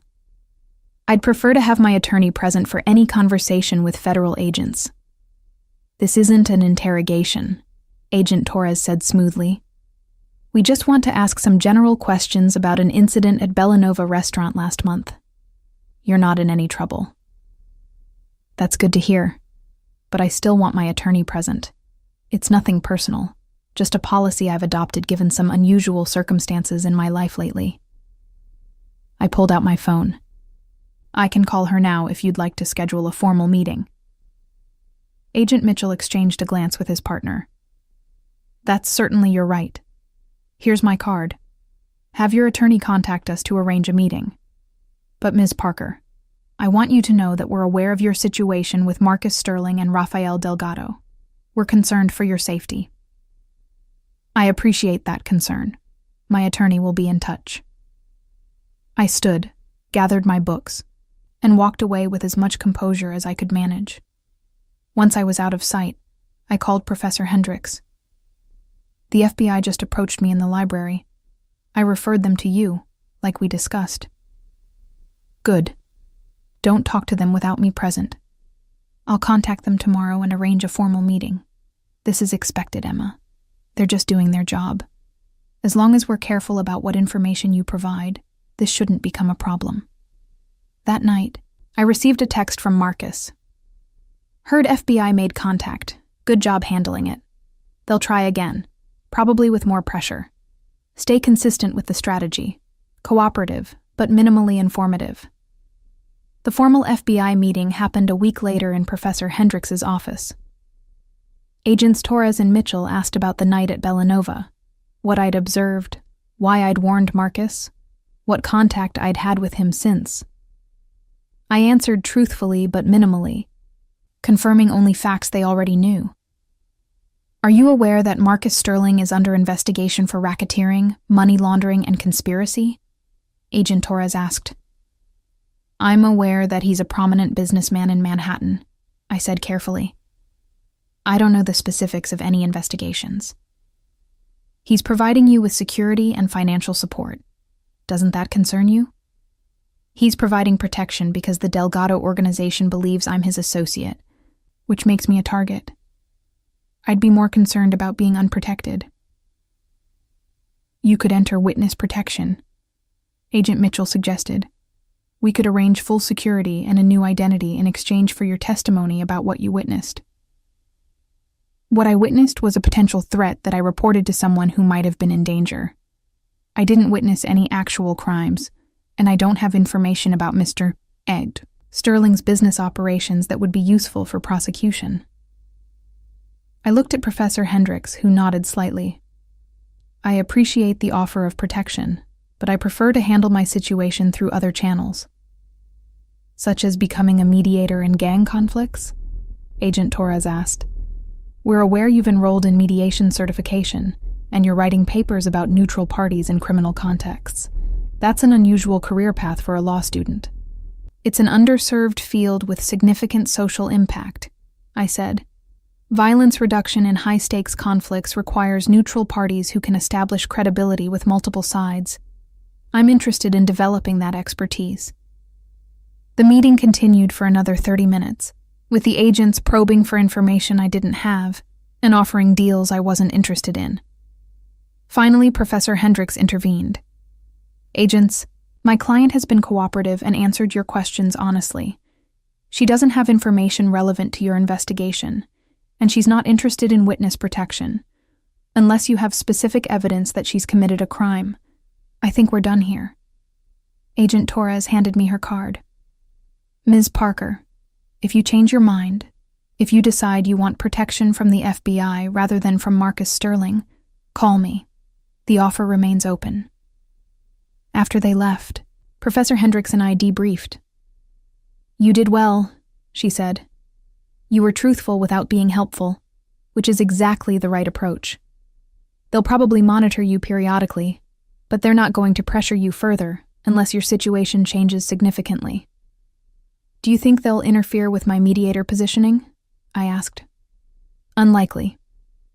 The FBI actually wants credible mediators in gang conflicts. It serves their violence reduction goals. As long as you maintain genuine neutrality and don't actively obstruct their investigations, they'll probably leave you alone." That night, I sat in my apartment reviewing my progress. In less than 2 months, I'd gone from terrified victim to proactive strategist. I was enrolled in professional mediation training, writing academic papers, managing FBI inquiries, and navigating relationships with both Marcus Sterling and Tom Hayes, while maintaining at least theoretical independence. It was exhausting, often terrifying, and completely surreal. But it was also the most intellectually challenging and personally meaningful work I'd ever done. My phone buzzed with a text from an unknown number. "Emma Parker, we should talk. Isabella Delgado." I stared at the message, my mind racing. Rafael Delgado's daughter wanted to make contact. This could be an opportunity or a trap, a path to negotiation or an ambush. I forwarded the message to Marcus and Professor Hendricks, then sat back to wait for their advice. One thing I'd learned over the past months: in this world, every contact carried risk, and every opportunity came with strings attached. The key was understanding the strings before they tightened around your throat. I waited 2 hours before responding to Isabella Delgado's text, using that time to consult with Marcus and Professor Hendricks. Marcus was cautious but intrigued. Isabella represented a potential bridge to Rafael, but she also could be a trap. Professor Hendricks advised treating it as a professional contact, not a personal one, and meeting only in public spaces with security nearby. Finally, I texted back. "I'm willing to talk. Coffee tomorrow at Cafe Reggio in Greenwich Village, 2 p.m. Public place, daytime." Her response came immediately. "Agreed. Come alone. I'll do the same." The next afternoon, I walked into Cafe Reggio with David Chen trailing 30 feet behind, disguised as a random customer. The coffee shop was crowded with NYU students and village locals, providing both cover and witnesses. Isabella Delgado sat at a corner table, and I recognized her from the photograph Marcus had shown me. Dark, curly hair, artistic clothing, and intelligent eyes that tracked my approach. "Emma Parker," she said as I sat down. "Thank you for meeting me. Isabella Delgado, I'm curious why you wanted this meeting. Because I heard through certain channels that you're positioning yourself as a mediator in conflicts like the one between Marcus Sterling and my father. I wanted to understand if that's true and, if so, whether you're serious about it or just trying to survive a situation you stumbled into." Her directness was refreshing. Both, honestly. I'm trying to survive, but I'm also serious about developing mediation expertise. The two goals aren't mutually exclusive. "No, they're not." She signaled the waiter and ordered espresso for both of us. "I'm going to be frank with you, Emma. I hate my father's business. I've spent my entire adult life trying to separate myself from it, building a career in art, establishing an identity that has nothing to do with organized crime. But I also understand his world better than most people, because I grew up in it. Why are you telling me this?" because I think you might actually be genuine about wanting to mediate, and if that's true, I might be able to help. My father respects very few things, but he does respect strength, intelligence, and what he calls honor, acting according to your stated principles even when it's difficult. If you can demonstrate those qualities, he might consider you a legitimate neutral party. And if I can't? Then you're just another person caught in his war with Sterling, and he'll eliminate you when it becomes convenient. She took a sip of her espresso. I'm not saying that to scare you. I'm saying it because you need to understand what you're dealing with. My father doesn't believe in neutral parties. He thinks everyone ultimately serves someone's interests. To change his mind, you'll have to prove you're genuinely independent, even when that independence costs you. How do I prove that? By being willing to criticize both sides publicly, by taking positions that harm Sterling's interests despite his protection, by demonstrating that your principles matter more than your survival instincts. She leaned forward. Emma, here's what most people don't understand about my father. He's not irrational or mindlessly violent. He operates according to a very specific code that prioritizes loyalty, strength, and consistency. If you can demonstrate that you operate according to a code too, even if it's different from his, he'll respect that. Over the next hour, Isabella gave me an education in Rafael Delgado's psychology that no amount of research could have provided. She explained his history, growing up in poverty in the Bronx, building his organization through strategic violence and careful alliances, losing his son to a gang shooting that could have been prevented with better communication between rival groups. That loss had hardened him, but also made him quietly supportive of violence reduction efforts, even as he publicly maintained his tough stance. My brother's death was stupid, Isabella said quietly. Two groups who'd been allies had a miscommunication about territory. Instead of talking, they shot first. My brother wasn't even involved in the dispute. He was just in the wrong place at the wrong time. After that, my father became more careful about communication and de-escalation, but he won't show weakness by admitting it publicly. So he might actually welcome mediation if it's framed correctly? He might, but you'd have to approach it carefully. You can't position yourself as Sterling's representative, or as someone trying to help Sterling. You have to be genuinely neutral, interested in violence reduction for its own sake. And you have to be willing to call out both sides when they act in ways that escalate conflict. That's a narrow path to walk. It is. But I think you might be able to do it. You intervened at Bellanova not because you knew who Sterling was, but because you saw a threat and reacted. That's principle-driven action. Exactly the kind of thing my father understands and respects. As our meeting wrapped up, Isabella gave me her personal number. Call me if you need insight into how my father thinks. I can't guarantee he'll accept you as a mediator, but I can help you avoid mistakes that would definitely disqualify you. And Emma, be careful. My father's people are watching you, just like Sterling's are. Everything you do is being evaluated. I walked out of Cafe Reggio and immediately called Professor Hendricks to debrief. Isabella was helpful, almost too helpful. I can't figure out if she's genuinely trying to support my mediator positioning, or if she's gathering intelligence for her father. Probably both, Professor Hendricks said. In that world, people rarely have single motivations. She might genuinely want peace in her father's world, while also serving his interests by assessing whether you're legitimate. The key is staying consistent with your positioning regardless of who's evaluating you. Over the next month, several things happened that tested my ability to maintain neutral positioning.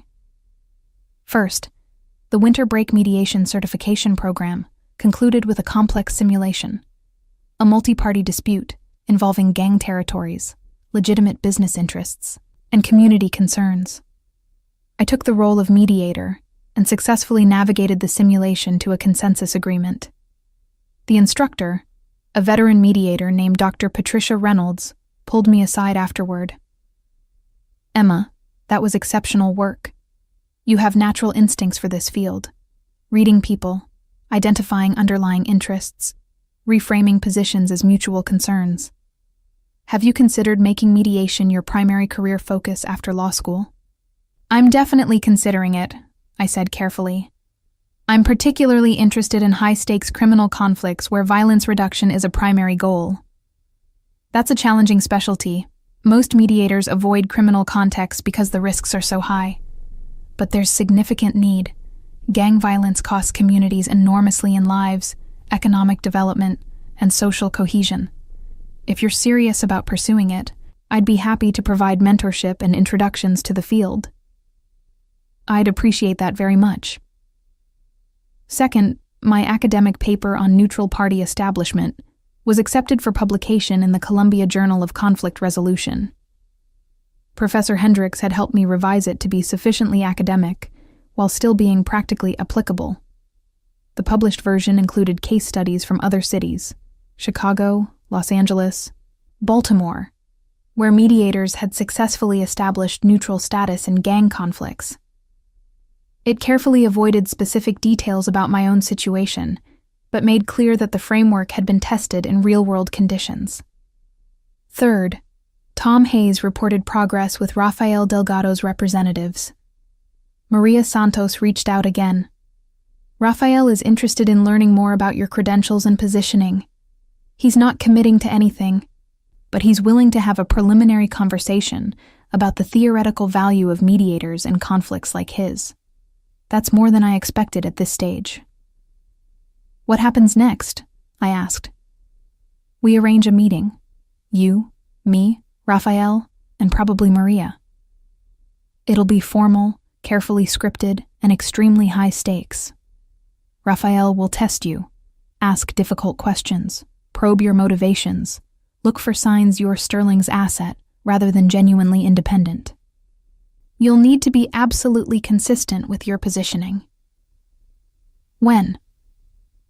A few weeks, maybe a month. He's taking his time, which is good. It means he's seriously considering this rather than just humoring us.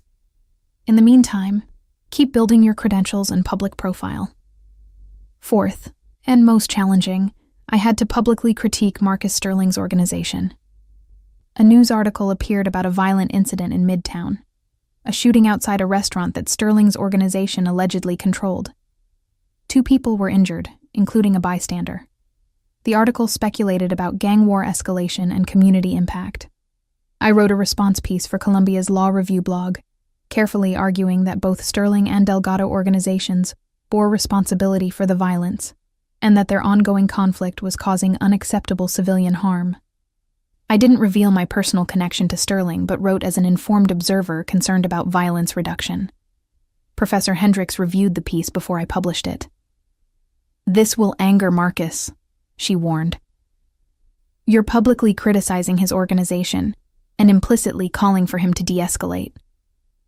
I know, but Isabella said I need to demonstrate genuine neutrality even when it costs me. If I only criticize Delgado and never Sterling, I'm not actually neutral. I'm just Sterling's defender with better marketing. You're right, but be prepared for consequences. I published the piece, and within hours my phone rang. It was Marcus. Emma, I just read your blog post. We need to talk. We met that evening at his penthouse, and I could sense his displeasure the moment I walked in. He dismissed his security and poured himself a drink before speaking. You publicly criticized my organization and suggested I'm responsible for civilian casualties. You understand this damages my reputation and potentially strengthens Rafael's position in any negotiation? I understand, I said, keeping my voice steady despite my racing heart. But if I'm going to be a credible mediator, I can't protect your interests at the expense of my principles. That shooting did injure a bystander, and your conflict with Delgado is causing community harm. Those are facts, and acknowledging them doesn't make me disloyal. It makes me honest. Honest, he repeated, with an edge to his voice. You're protecting yourself by sacrificing my interests. That's strategic, not honest. It's both. Marcus, you told me yourself that this only works if I'm genuinely neutral. That means sometimes criticizing you when your actions escalate violence. If I can't do that, I'm not a mediator. I'm just your employee with a fancy title." We stared at each other for a long moment. Then, surprisingly, Marcus smiled slightly. "Isabella contacted you, didn't she? This has her fingerprints all over it, pushing you to demonstrate independence by publicly criticizing me. She gave me advice about how your conflict looks to neutral observers. What I did with that advice was my decision." "Fair enough." He took a sip of his drink. "For what it's worth, you're right about the shooting. My people got sloppy, and a civilian got hurt. That's unacceptable, and I've made that clear to my organization.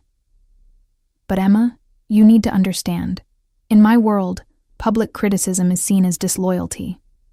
I'm protecting you because you saved my life, and because I think you're valuable. Don't make me regret that decision by becoming a liability."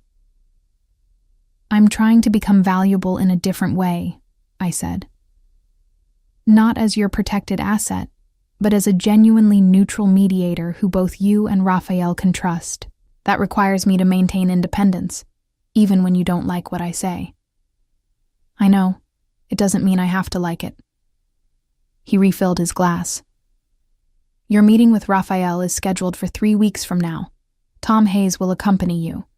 Raphael will test you extensively about your motivations, your relationship with me, your understanding of his world. If you pass those tests, he'll consider recognizing your neutral status. If you fail, you'll be back to being a target." "I understand." "Do you? Because this is your last chance to back out. Once you meet with Raphael, you're committed to this path. You can't retreat to being just a law student under my protection. You'll be a known quantity to both sides, and your survival will depend on maintaining that neutral position regardless of the pressure." "I'm committed," I said. "I've been committed since I decided not to run or hide or pretend this wasn't happening. This is my path forward, and I'm going to see it through." The 3 weeks before my meeting with Rafael Delgado were intense. I prepared extensively with Tom Hayes and Professor Hendricks, rehearsing responses to difficult questions, clarifying my positioning, and studying everything I could find about Raphael's history and psychology. Isabella provided additional insights, teaching me the subtle protocols and expectations of her father's world. "He'll test your courage," she warned, "not by threatening you directly, but by creating situations where most people would back down or defer. You need to be respectful but firm. Acknowledge his authority in his world, while asserting your independence in yours." I also continued building my public profile as a mediator. I attended a conflict resolution conference in Boston, presented a paper on neutral party establishment, and made connections with veteran mediators who worked in high-stakes contexts. Dr. Patricia Reynolds introduced me to several colleagues who'd successfully mediated gang conflicts, and I absorbed everything they could teach me about navigating that dangerous specialty. Finally, the day of the meeting arrived. Tom Hayes picked me up at 1 p.m. in an unmarked car. We drove to a restaurant in Little Italy that Rafael Delgado owned, neutral territory where both sides could meet safely. My security detail remained outside, as did Rafael's people. This meeting would be just 4 people: Rafael, Maria Santos, Tom Hayes, and me. Rafael Delgado was 48, but looked older, lines etched deep around his eyes from years of stress and violence. He wore an expensive suit and carried himself with the authority of someone accustomed to complete control. Maria Santos, his lawyer, was in her 30s, sharply dressed, with the watchful eyes of someone who missed nothing. "Ms. Parker," Raphael said, gesturing to a seat, "Tom has told me interesting things about you. I wanted to assess you personally before deciding whether mediators have any place in my world." "I appreciate the opportunity," I said, keeping my voice steady. "I know my positioning is unconventional, a law student claiming to offer mediation services in conflicts between established organizations. But I believe neutral parties can serve a valuable function in reducing violence and finding alternatives to perpetual conflict." "Tell me about the night at Bellanova," Raphael said abruptly. "Why did you warn Marcus Sterling?" I observed behavior patterns that suggested a planned assassination. The temporary bartender, the positioned gunman, the coordinated glances. It was obvious something was wrong. I warned Mr. Sterling because I saw a threat, not because I knew who he was or what he represented. But you knew what you were disrupting. You knew that warning him would make you a target. I suspected it, yes. But I acted on instinct, seeing danger and responding. I didn't fully understand the implications until afterward. And now? Now that you understand you're caught between Sterling and me, how do you justify taking his protection while claiming to be neutral? This was the crucial test. I accept Mr. Sterling's protection because refusing it would mean dying, and I have no intention of dying to prove a philosophical point about neutrality. But accepting protection doesn't mean accepting his agenda. I've publicly criticized his organization when warranted. I maintain independent legal representation, and I'm pursuing mediation as a professional specialty, not as his employee or agent. Raphael studied me for a long moment. Isabella speaks well of you. She thinks you're genuine, not just another person playing angles in a game you don't understand. But Isabella is idealistic. She sees possibility where I see risk. Your daughter understands that violence reduction serves everyone's interests, even if it requires acknowledging some shared values with opponents. That's not idealism. That's practical recognition that perpetual conflict costs everyone. It costs my enemies more than it costs me, Raphael said flatly. Does it? Your son died in a conflict that could have been resolved through better communication. How do you calculate that cost? The room went silent. Maria Santos's eyes widened slightly, and I saw Tom Hayes tense.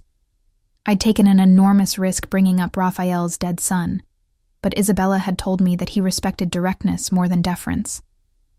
Raphael's expression didn't change, but something shifted in his eyes. You're either very brave or very stupid to mention my son. I'm neither. I'm someone trying to understand whether violence reduction genuinely matters to you, or if you're just managing a business where casualties are acceptable overhead.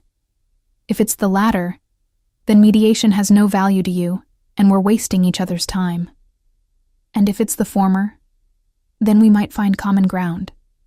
Not because you like Marcus Sterling, or because he likes you, but because both of you are smart enough to recognize when ongoing conflict costs more than resolution. Raphael leaned back in his chair, still studying me. Tell me what you know about mediation in criminal conflicts. Give me examples of where it's worked and where it's failed. For the next hour, I discussed case studies from Chicago, Baltimore, and Los Angeles, gang conflicts where mediators had successfully established neutral status and facilitated de-escalation. I explained the principles of interest-based negotiation, the importance of face-saving mechanisms, and the need for enforcement structures that didn't depend on trust. Raphael asked sharp questions, testing my knowledge and looking for inconsistencies or naivete. Finally, he stood. Ms. Parker, I'm not convinced that mediators have value in my world. But I'm willing to observe your work and reassess that conclusion. You may continue positioning yourself as a neutral party. If you maintain genuine independence, if you criticize Sterling when warranted, and me when warranted, if you prioritize violence reduction over anyone's particular interests, then I'll recognize your neutral status. But if you reveal yourself as Sterling's asset, I'll eliminate you without hesitation. Are we clear? Crystal clear, I said. Good. Maria will be your contact with my organization. If you have information or proposals relevant to de-escalation, communicate through her. And Ms. Parker, don't waste my time with naive idealism. I'm a businessman in a violent industry. I'll engage with mediation if it serves my interests, not because it's morally virtuous. I understand. Violence reduction isn't about virtue. It's about rational choice theory. Reducing conflict costs while maintaining necessary operations serves everyone's bottom line. Something like approval flickered across Raphael's face. You're smarter than you look. We'll see if you're smart enough to survive what you've started. He left with Maria Santos, and I found myself alone with Tom Hayes in the empty restaurant. I realized I was shaking, adrenaline and relief flooding my system simultaneously. "You did well," Tom said quietly. Bringing up his son was risky, but it worked. You demonstrated that you're willing to engage honestly even about painful subjects. That's exactly the kind of courage Raphael respects.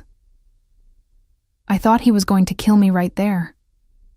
He considered it. But you didn't back down, and you made a logical argument for why mediation serves his interests. That's about the best outcome we could have hoped for. He stood. "Let's get you back to campus. You have a lot of work ahead of you now that both sides have recognized your positioning." As we drove back through Manhattan, I thought about what I'd accomplished. In less than 3 months, I'd transformed from terrified victim to recognized mediator. I had protection from Marcus Sterling, qualified acceptance from Rafael Delgado, credentials from Columbia's mediation program, and a published paper establishing my expertise. I'd navigated FBI inquiries, built relationships with veteran mediators, and successfully positioned myself as genuinely neutral despite being caught in a violent gang conflict. But I'd also crossed a line that couldn't be uncrossed. I was now a known quantity in the criminal underworld, someone both sides would watch, test, and potentially use. My survival depended on maintaining perfect balance between opposing forces, never favoring one side over the other, always prioritizing violence reduction, even when it conflicted with my personal interests. That night I sat in my apartment and called my mother for the first time in weeks. We talked about ordinary things, her job, my classes, upcoming holidays. I didn't mention gang wars or mediation, or the fact that my life had become something from a crime novel. For 30 minutes, I was just Emma Parker, law student and daughter, living a normal life. After we hung up, I looked at the secure phone Marcus had given me, at Isabella's number saved in my contacts, at the business cards from FBI agents and veteran mediators and Maria Santos. These were the pieces of my new life, the networks and relationships that would determine whether I survived the situation I'd created for myself. I'd underlined 6 words on a restaurant receipt: gunman, bar, setup, failed, exit, now, and changed everything. I'd saved Marcus Sterling's life and lost my own innocence about how the world really worked. But I'd also found a purpose, a specialty, a way to contribute to violence reduction in communities that desperately needed it. The path ahead was uncertain and dangerous. There would be more tests, more conflicts, more moments where I'd have to choose between safety and principles. But for the first time since that night at Bellanova, I felt like I had agency, not just reacting to threats, but actively shaping my own survival through intelligence, training, and courage.